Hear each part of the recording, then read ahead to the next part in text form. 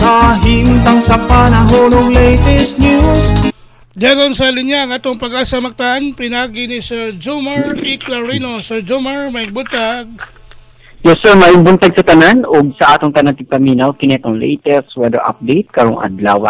Ang low pressure area natong gi-monitor naan na sa 945 kilometers sidlakan sa Eastern Visayas ug nakasulod kini sa atong Philippine Area of Responsibility.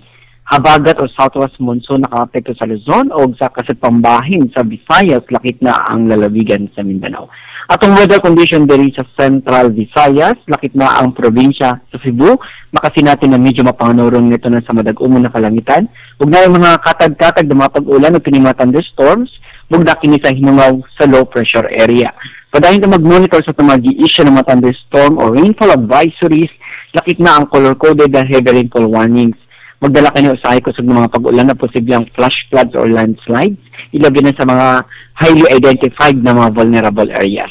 Hinay nga na sa kasarangan na hangin na sinati sa Visayas, sa kadagatan, malinawan nga na sa kasarangan ng pagbalod.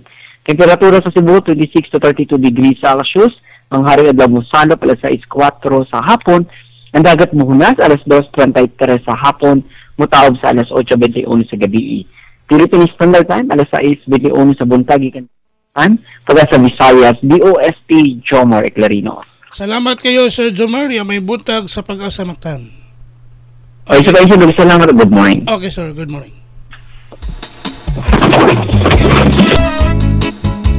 Inyo gadabate ang atong dagan sa kahimtang sa panahon. Mga pamukaw. Pinagi ni Sir Jomar Iclarino, ang atong weather specialist gikan sa pag-asa magtan.